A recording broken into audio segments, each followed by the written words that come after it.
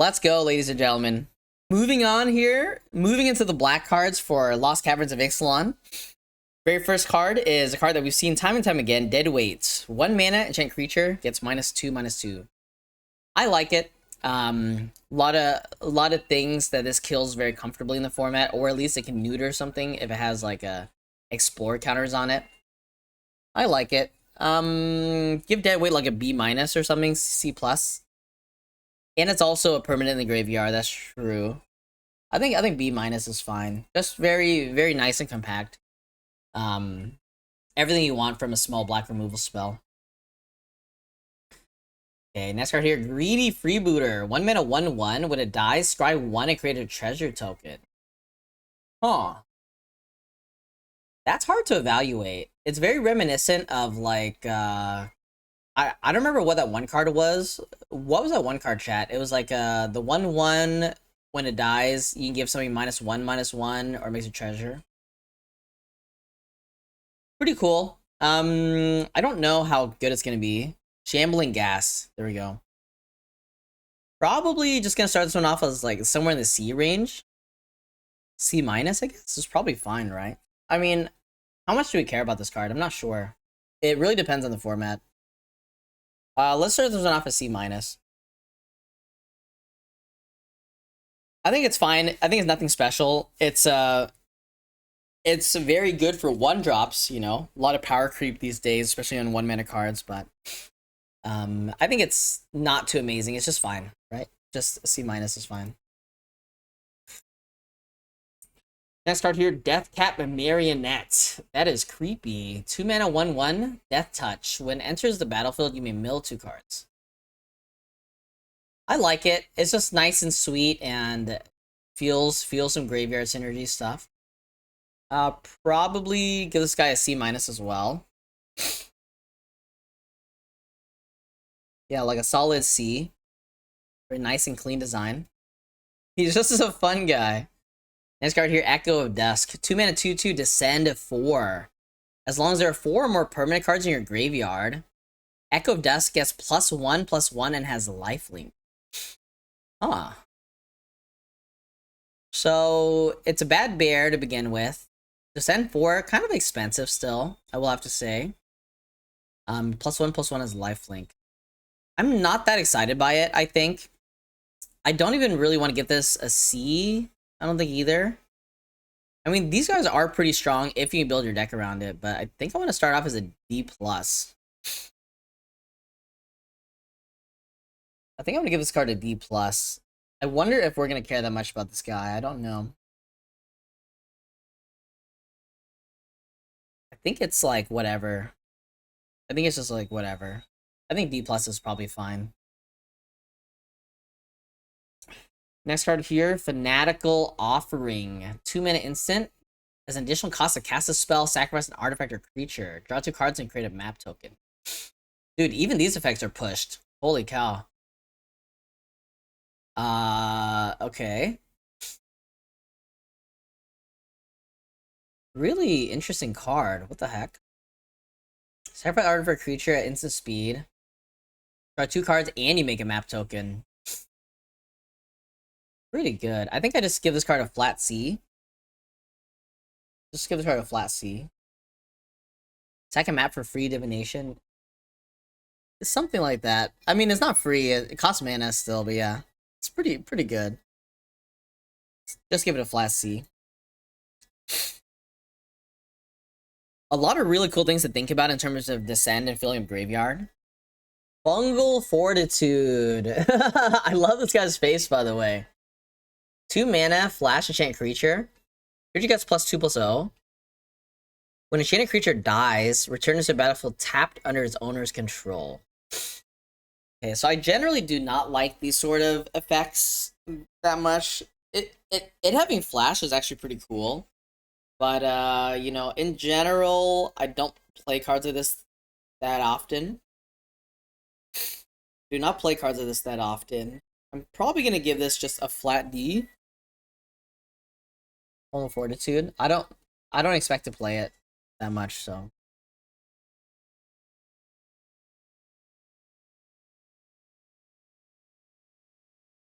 I think I'm just gonna give this card a D.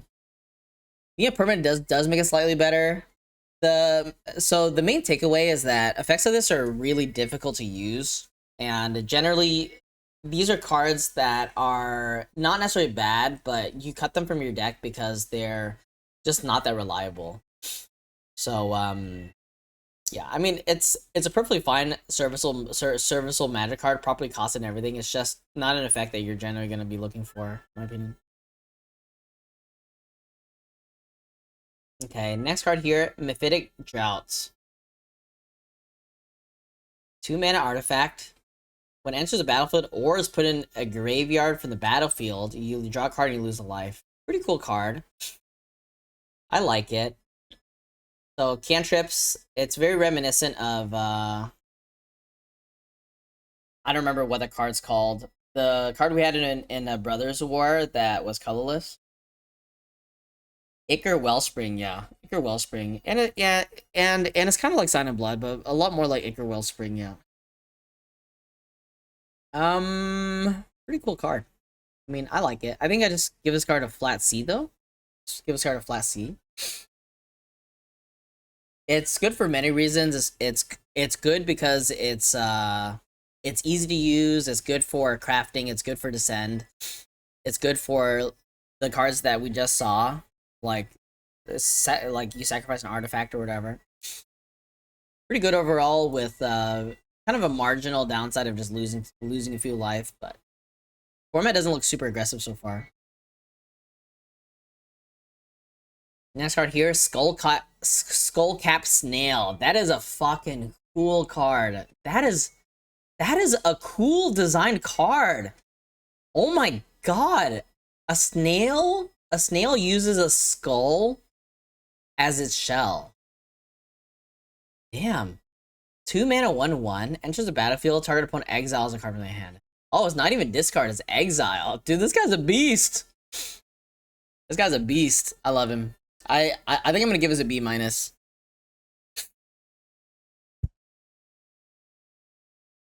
I think this card's awesome.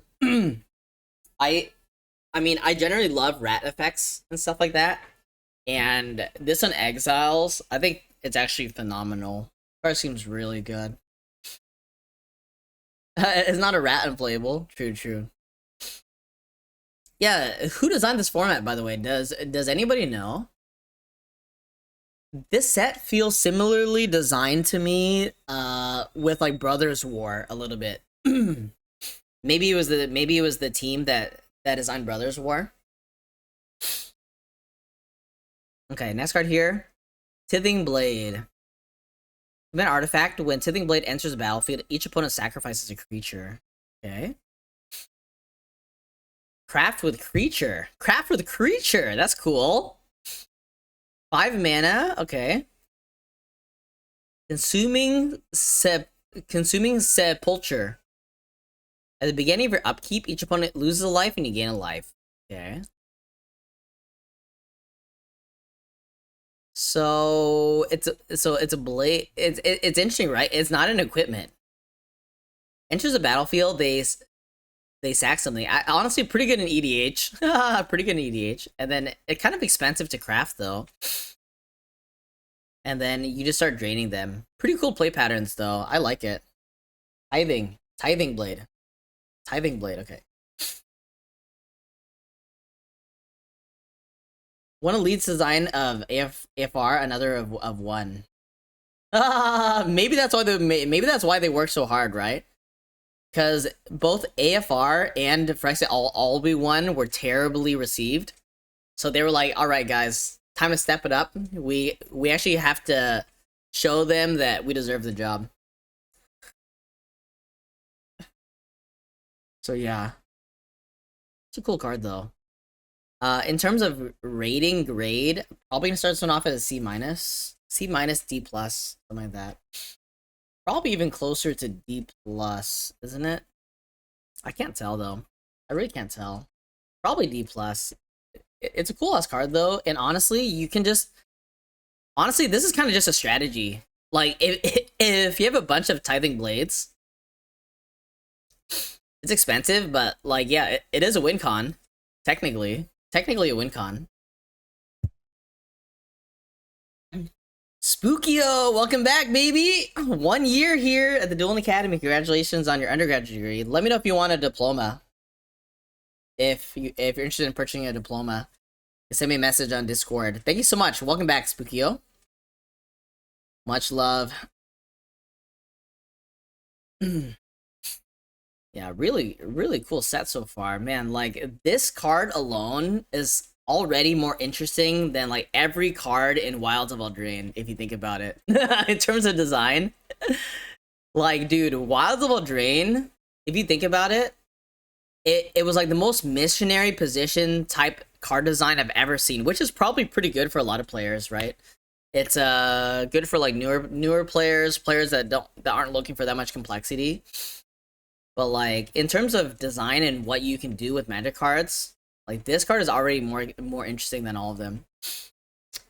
Anyways, okay, next card here, Acolyte of Aclazotas. Aclazotas. Acolyte of Aclazotas. Oh god. 3 mana 1/4. Tap, sacrifice another creature or artifact. Each opponent loses a life and gain a life. Pretty good sack outlet, actually. Huh. Damn, this seems good. Seems actually good. I want to give this in the B range, actually. Maybe B minus. I like it. 0 mana sacrifice. Good ability. Sacrifices artifacts as well.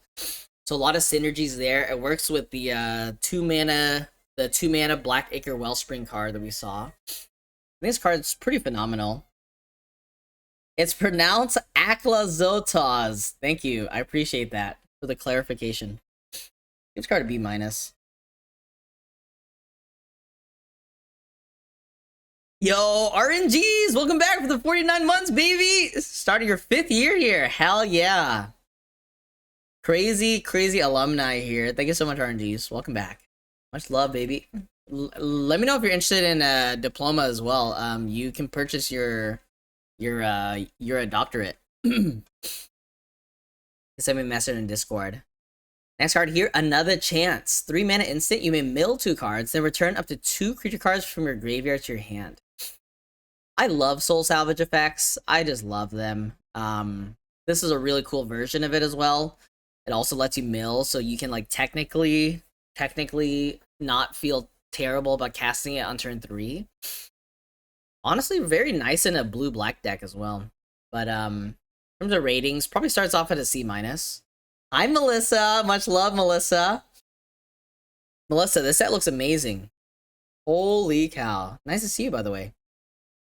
Patrick, welcome back. Thank you so much for 26 months here at the Dueling Academy. Thank you so much for the continued supports. Welcome to Caverns of Ixalan. Okay, next card here. Deep Goblin Skull Taker. This guy is so cool, dude. This guy is so cool. Look at him. Oh my god. That's a goblin? 3 mana 2/2 Menace. At the beginning of your end step, if you descend to this turn, put a counter on Deep Goblin Skull Taker.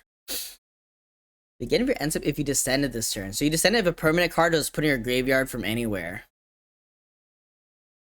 So this guy grows. Pretty cool card.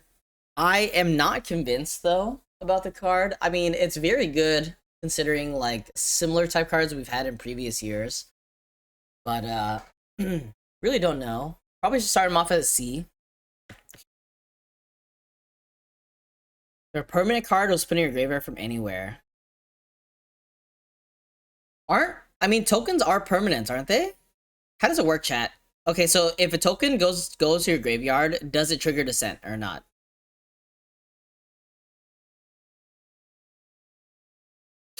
No? Tokens are permanent, but tokens are not cards. Yes. Okay, so that makes sense. Tokens are permanent, but tokens are not cards. Yes. Okay. But yeah. So if it said permanent was put in your graveyard, then yeah, it actually works. But permanent card, okay. Tokens do go to graveyard, actually. Tokens do go to graveyard. They go to graveyard, but they do not stay in the graveyard. Do state-based actions is basically the logic here. Next card here, Join the Dead. Damn! This card art is sick! 3 mana instant, target creature gets -5, -5 until end of turn. Whoa! Whoa, calm down here, Wizards. Alright. Dude, what is happening here? I don't understand. Is this where all the budget went, for, by the way, from like Frexit All-Be-One and some of these other sets? They were like, alright, you know what, guys? Make these other sets in like a week, and then let's spend like 5 months on this set here. And let's just make the set like as cracked as possible. Anyways, okay. And it has Descend 4. That creature gets -10 until end of turn instead if there are 4 or more permanent cards in your graveyard. Okay. I love it. Not much to complain about. Basically murder. Better than murder, probably, in a lot of cases, as like a, I don't know, in terms of combat tricks, blah blah blah. I guess it can never be better than murder, apart from it being able to get through like indestructible or something. But very clean, not much to complain about. Just give us a flat A, probably.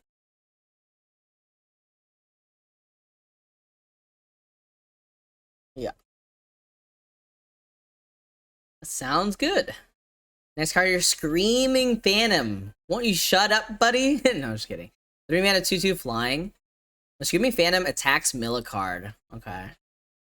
Screaming Phantom attacks mill a card. So, I mean, it is a Windrake, but I think its ability is really whatever, even with Descent and stuff like that. I feel like if Descent is going to be good, for the most part, you don't want to go too out of your way to fill up your graveyard, if that makes sense. Like, you are going to get it naturally just by playing, by attacking, and things will just go to the graveyard. I don't think you're really looking for a card with an effect like this. I don't think it's going to be that good. I'm going to go ahead and give this card a D+.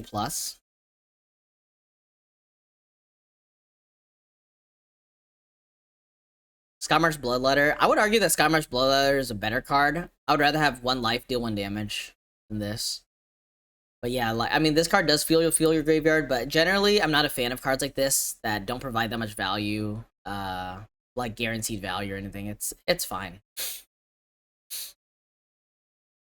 Yeah, I'm interested to see like what sort of anti-milling strategies or mill strategies there are in this format. We didn't see a lot in blue, so there's probably not many, right? And that's probably intentional as well, because they want people to be milling cards, but they don't want people to like get punished by milling cards, if that makes sense. It'll be interesting to explore decks that are like over 40 cards in the format, maybe. We'll see. Okay, next card here, Blood Rage, Mycoid. 4 mana, 4/3. It's kind of chunky. Let's see what it does.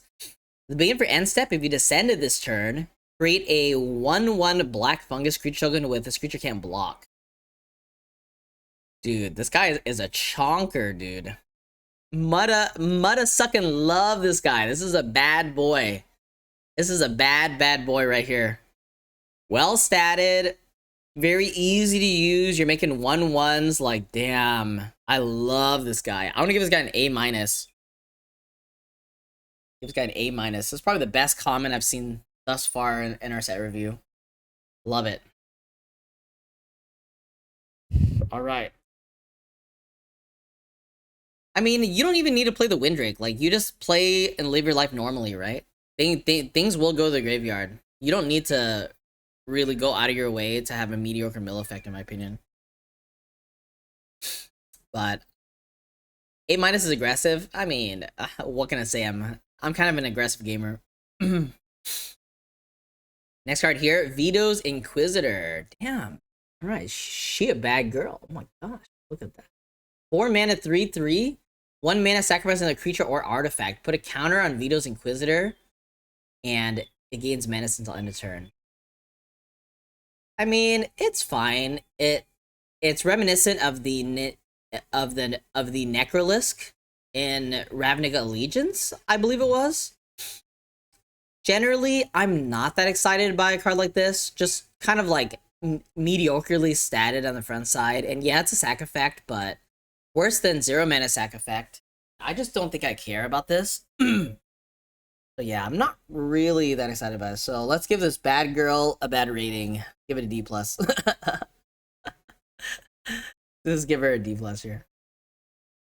Next card here, Primordial Gnar. 5 mana, 5/2. When Gnar dies, you discover 3. Exile cards from the top of your library until you exile a non-land card mana value 3 or less, cast it without paying its mana cost, or put it into your hand. It's a really interesting card. Obviously, very flimsily statted, but you get your card back, and it's pretty good still. I like it. I feel like it's still filler though. But I do like it. That being said, I'm probably gonna give it a D+. I think I'm gonna move the last card, Vito's Inquisitor, down to just a flat D, by the way. I do think this card's better than it. It's pretty cool though. Pretty cool. I like the design. Next card here, Ray of Ruin. God damn, son! What is that? Dude, their technology is insane. 5 mana sorcery, exile target creature, vehicle, or non-basic land. That's a really cool design space. What the heck? Scry 1. Alright, just a big expensive removal spell. Nothing too special. Probably gonna give this one a D+. I don't even want to give this a C, I think. It's perfectly serviceable, so sometimes you just need it. It's not a Stone Rain. It's non-basic land, right? So usually not a Stone Rain. But yeah, pretty fine card. I like it. Like, you don't feel bad playing it if you have to, but if you don't have to, I'd rather not. Rampaging Spiketail. 6 mana, 5/6. Enters the battlefield. Target creature you control gets +2/+0 and gains indestructible until end of turn. Okay. +2/+0 gains indestructible, huh? Alright. And it has Swamp Cycling for 2. Again, I generally do not like the aggressive like the aggressive land cyclers, because this is kind of aggressive too, right? It's pretty well statted though. Very, very reasonable ability. Pretty good. Swamp Cycling. I mean, the more important thing about Swamp Cycling is probably that it enables like graveyard stuff. I'm gonna give Spiketail a C-. I don't think it's an A. I'm just gonna give it a C-. Like, I don't care that much about cards like these that often. It's like whatever. I mean, if the format's not that fast and you can spend mana to land cycle, that's fine. But all in all, as a complete package, this card's really whatever, I think. This is a C-. I don't think it should be prioritized or anything. Alright, let's move on to the uncommons now. Bloodthorn Flail. Nice. 1 mana. It's an equipment. Equipped creature gets +2/+1. Equip, pay 3 or discard a card. That's interesting. So it can be a discard outlet. If you're looking for that. In general, though, I don't really see why I want to be playing Bloodthorn Flail.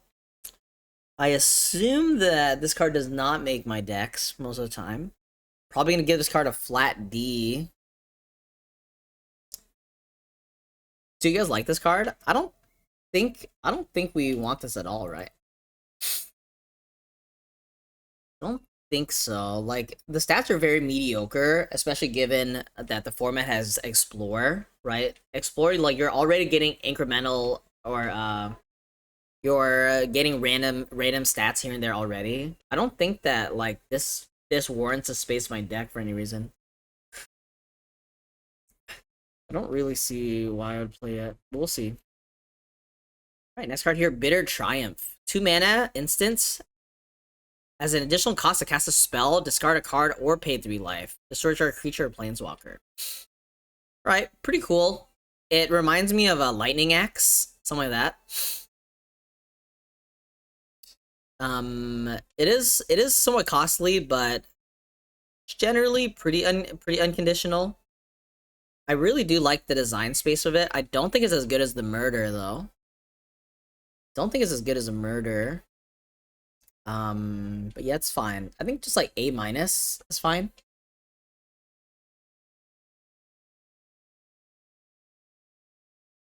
Like, I don't value removal spells that much these days. I mean, it's very serviceable, whatever. But yeah, I think just A minus is fine. We gave the murder just a flat A, right? Yeah, we gave the murder flat A. I think the murder is probably better than this. At least for limited.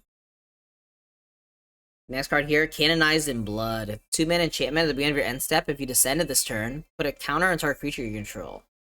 Okay, another build around here. 7 mana, sacrifice Canonized in Blood. Create a 4/3 white and black vampire demon token with flying. I'm surprised it doesn't have lifelink actually. Pretty cool card though. I mean, they saw cards like God, what was that card that we had recently? I think it was in Brothers War. It was like Thran Vigil or something like that. And it was a black card that basically, if something died on your turn, you got a counter on something. But basically nobody played it because, well, the card just sucks and it's not that flexible. But this has flexibility on it. And honestly, pretty good, I feel. Pretty good. I can see myself building around a card like this, for sure. And then it also has a failsafe of it being a 7 mana 4/3 flyer, which is pretty cool as well. I do like it. I don't know how to rate it though. Maybe give it like a C+. C+, B minus. The activated ability to descends. I mean, the activated ability does descend, but it doesn't matter for this card because you won't be able to get a counter, right? Like B minus C plus, something like that.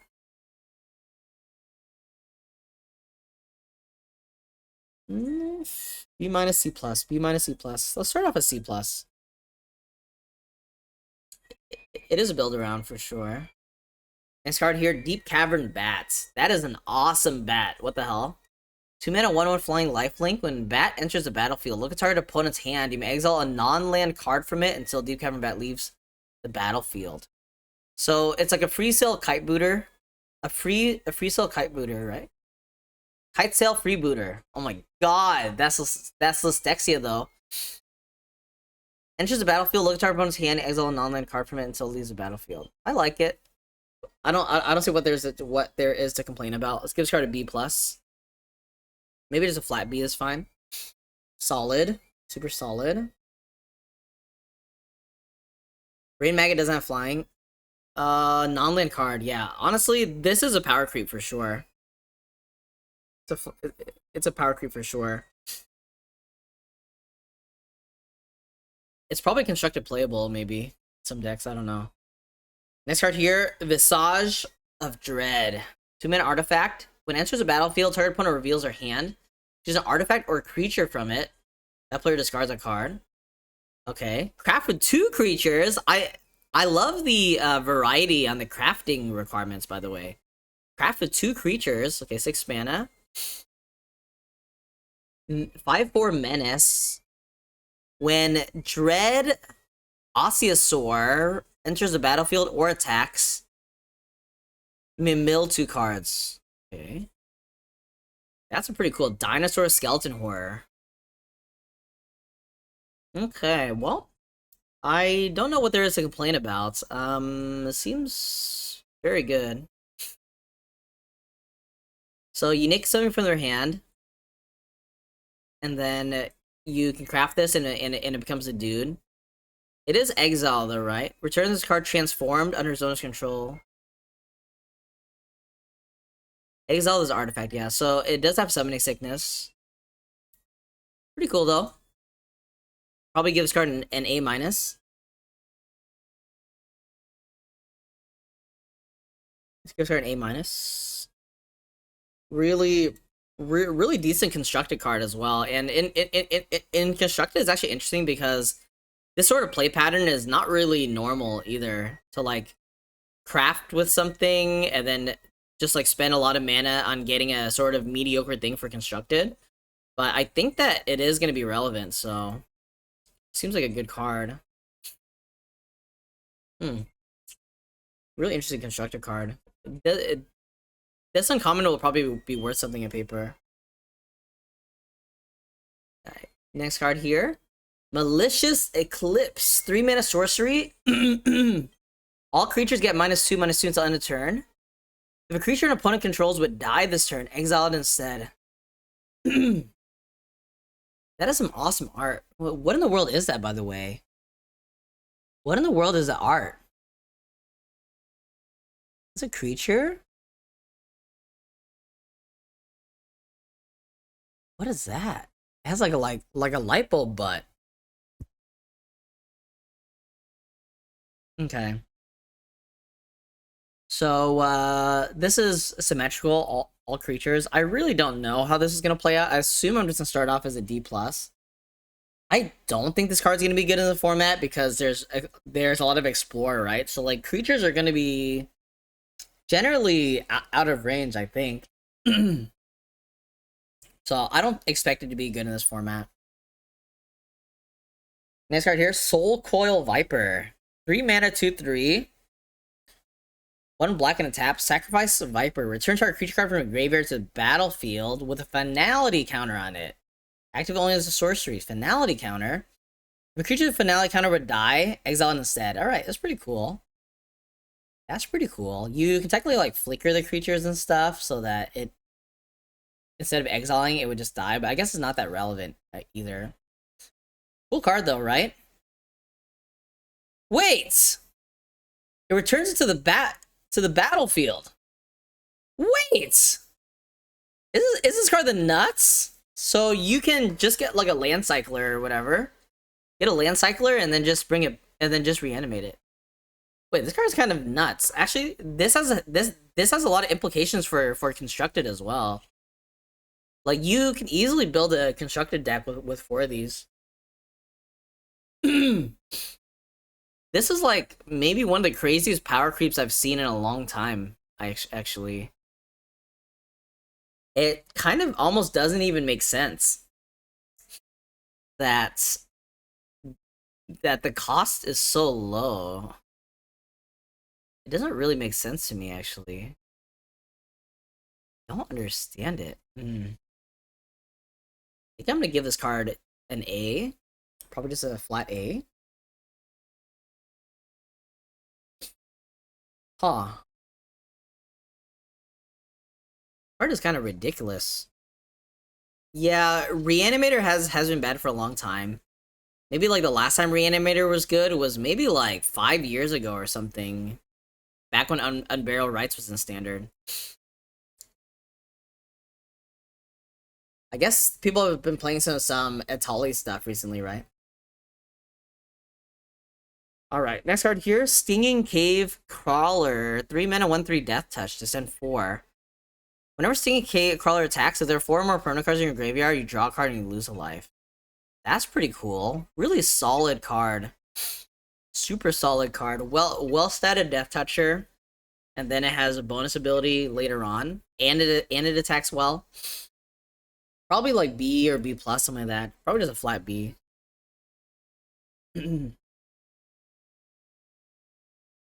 Alright, next card here. Synapse Necromage. 3 mana, 3/1. When it dies, create 2 1/1 black fungus creature tokens with this creature can't block. Bro, isn't this cracked? Isn't this card cracked? Seems redonkulous to me.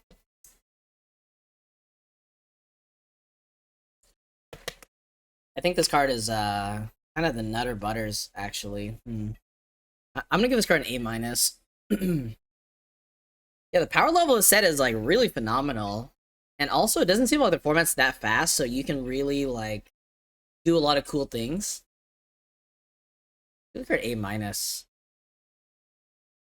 Next card here, Chupacabra Echo. What a sweet ass card. What the hell? 4 mana, 3/2. Fathomless Descent. When Chupacabra Echo enters the battlefield, target creature an opponent controls gets -X/X until end of turn. where X is the number of permanent cards in your graveyard. That is cool. I mean, I like it. Really good with soul salvage effects, good with rebuy effects, even pretty good with the snake that brings back that reanimates a card. I like it. It does take some setup, but I assume that it'll be relevant at every point in the game. I do like it. Let's give this one an A- as well. I mean, it's definitely no Chupacabra, but it is very cool. I like it. Next right here, Grasping Shadows. 4-mana enchantment. Whenever creature you control attacks alone, it gains Death Touch and Lifelink until end of turn. Put a Dread counter on Grasping Shadows. Then, if there are 3 or more Dread counters on it, transform it. Alright. So, really weird sort of exalted equipment, exalted enchantment. Death Touch Lifelink. What the hell? Shadow's Lair. Oh, it's a land and it's a cave. That's interesting. Tap at a black. 1 black tap. Remove a dread counter from Shadow's Lair. You draw a card and you lose a life. Dude, I actually like this card. It's a pretty cool card. I think I'm going to give it somewhere in the B range. I like it. It's a card that plays into itself well. Gives you sustain.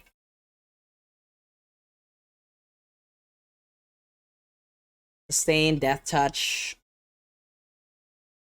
And then it draws cards. Pretty cool. You like it. Probably give this card a flat B. Maybe B-. I don't think it's expensive. Like the value of Death Touch Lifelink is actually pretty decent already, I think. I like it. It's a pretty cool card. Pretty cool card. And the cool thing is that a lot of these cards in the format so far, they introduce very interesting play patterns. It's not just like snowball and then you win, right? I think it's cool. Card's pretty awesome. Alright, next card here, Defossilize. 5-mana sorcery, return target creature card from your graveyard to battlefield. Creature explores and explores again. Okay, so I guess the idea is to reanimate like a land cycler, then a double explores. It's actually very interesting because the incentives are there. Like being able to get a card back, but I guess a card would be a land at the point of the game, right? A card back? Interesting. I don't think it's gonna be that good though. Let's start this one off as a D+. It's a cool card. I'm sure that it's serviceable. It still doesn't seem that powerful to me. Exploring, in my opinion, is like really powerful at like the early and mid stages of the game. And then in the later stages of the game, it drops off. Unless you have like a lot of like ways to use mana and stuff. Or like ways to loot away lands for actual cards, something like that. But yeah, I think Defossilize not really what I'm interested in general. It is better than it normally is, but still not that serviceable. Next card here, Abyssal Gorestalker. 6-mana 6/6 enters the battlefield. Each player sacrifices 2 creatures. Damn, that's a beast. Each player sacrifices 2 creatures. The interesting thing to note is that in black, you are gonna have a better time sacking stuff, I think. Like black and white sack stuff the best so far. If you don't have enough creatures, it will sacrifice itself. But I think it's a really cool card. In terms of how good it's gonna be, I'm not sure. It's kind of like a Rankle's Prank, actually. Yeah. I mean, I like the design. I think that if it said each player sacrifices 2 other creatures or something, it would be a little bit too strong, maybe. Because, well, in the late game, a lot of times this card would just insta-win, so I like the downside of it.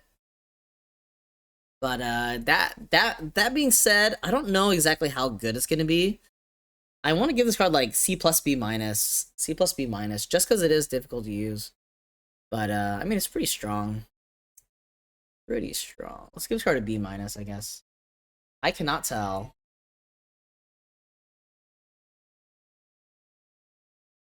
Alright, the last uncommon for the set. Gargantuan Leech. 8 mana 5/5. This spell costs 1 less to cast for each cave you control and each cave card in your graveyard. And has lifelink. This is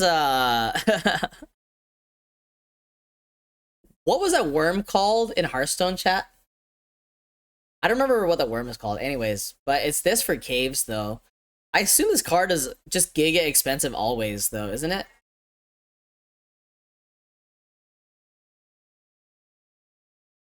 Corridor Creeper. There you go. Corridor Creeper.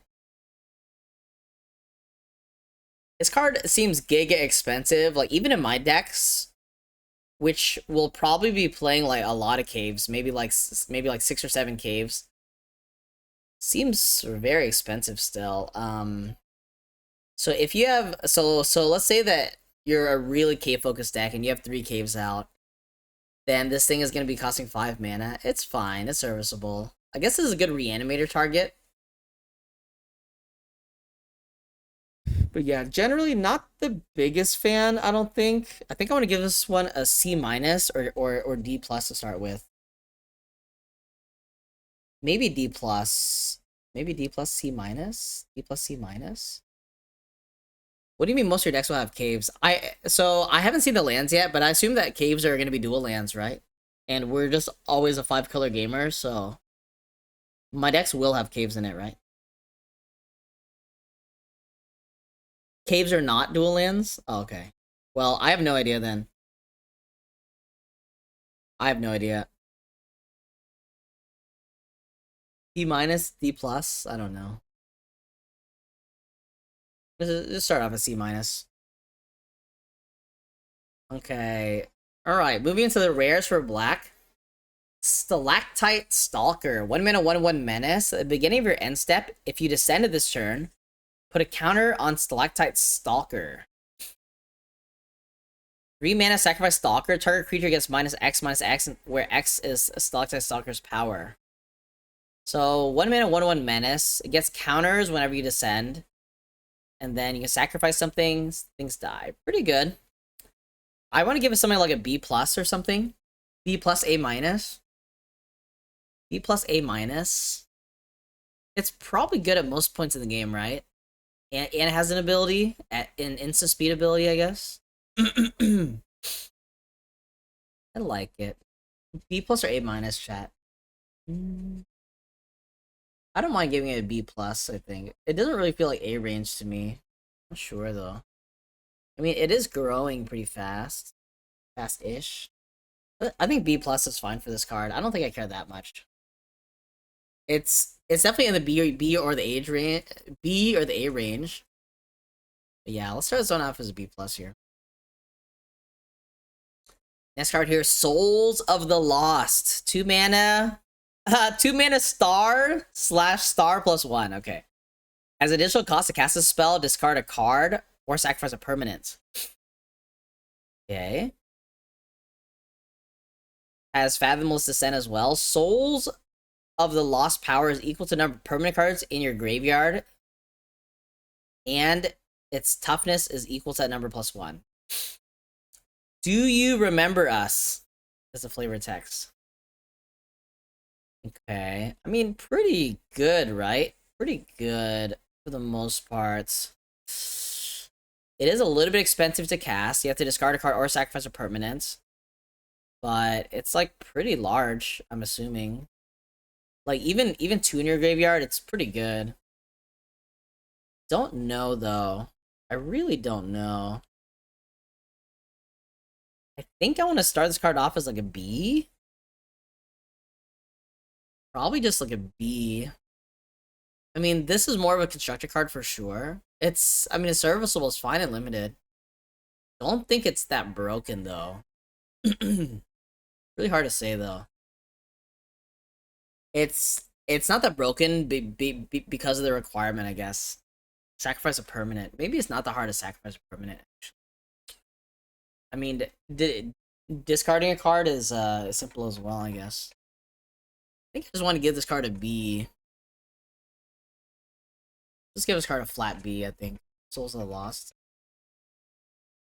I don't really want to give it an A, I think. I'm not sure, though. We'll see. Next card here.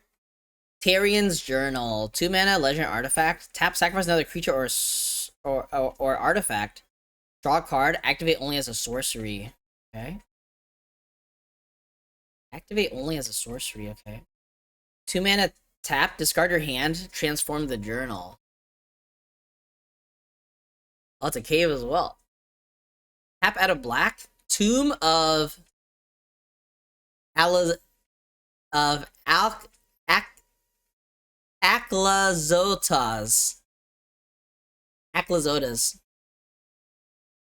Tap out of black. Tap, you may cast a creature spell from your graveyard this turn. If you do, it enters the battlefield with a finality counter and is a vampire in addition to other types. Okay, pretty cool reanimator type card. So 2 mana, it's a sack outlet. It is a sorcery speed sack outlet though. And you're drawing cards. And then when you're finally out of cards or you don't want to sack any more creatures, you can just pay 2 mana, discard your hand, and then transform it. And then the ability itself actually doesn't require any mana. But you still need to spend the mana to cast the creatures.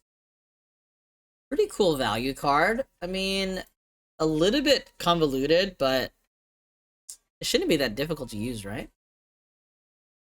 It doesn't seem that difficult to use. It's probably just like an A, I'm assuming. It's probably just an A. Even a sorcery speed sacrifice. I assume this card's going to be very good. But yeah, I don't want to give it higher than A. It does have some requirements and stuff, but it seems very good, especially in black, so. Yeah, should be good. Alright, next card here, Throne of the Grim Captain. 2 mana legendary artifact. Tap to mill 2 cards. Craft with a dinosaur, a merfolk, a pirate, and a vampire. For 4. Bro, what is this, Exodia? Is this Exodia the forbidden one? Mill is always self-mill, by the way. So you cannot mill your opponents. The Grim Captain. Okay, it's a 7/7 menace, trample, lifelink, and hexproof. Whenever the Grim Captain attacks, each opponent sacrifices a non-land permanent. Then you may put an exiled creature card used to craft the Grim Captain onto the battlefield under your control, tapped and attacking. You may put an exiled creature card used to craft the Grim Captain to the battlefield under your control, tapped and attacking. I mean, it can't be that hard, right, guys? It can't be that hard. All you need is to play this. 2 mana, do nothing. I guess it does mill 2 cards. And it feels Descent. And then all you have to do is have a dinosaur, a merfolk, a pirate, and a vampire. It can't be that hard, right? It's not a millstone. It's only a self-millstone. Unless it says mill target player, then you should always assume it's yourself. Well, card's kind of a meme probably, but we are definitely gonna play this. I assume I want to start this off at a C+. It really can't be, honestly, it's probably not that hard. Probably not that hard. Like, you just have a few dinosaurs, merfolks, pirates, vampires. You probably have to be a 5-color deck, right? So this is just our kind of card anyways. Can't be that hard. Alright. Let's give this card a C+ here.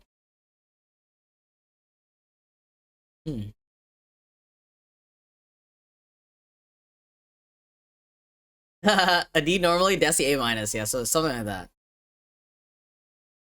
Alright, next card here, Corpses of the Lost.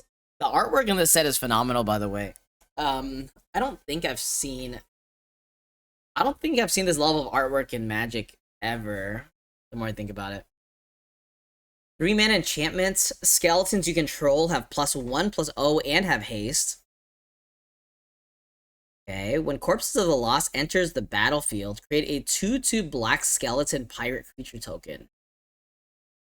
Okay, so this already makes a 3/2 token, 3/2 skeleton with haste. Skeleton pirate with haste. Sounds fair. At the beginning of your end step, if you descend in this turn, you may pay 1 life. If you do, return corpses of the lost to its owner's hand. That is cool. You descended this turn, you may pay 1 life. You do return corpses of the lost to its owner's hand. Huh.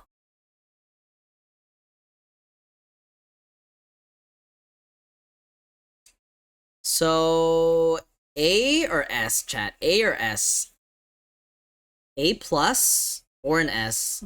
Can this be an S?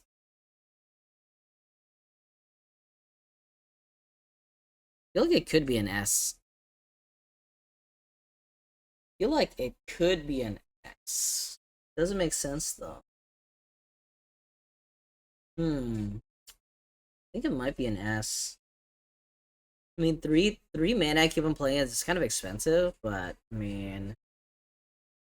like the thing is that if your initial skeletons don't die, then it just buffs up your other skeletons as well every time. I feel like it's just an S. I mean, are there other skeletons in the format? Like, it'll be even better. I think I just give this the S. The card seems like actually is very good, apart from it costs mana.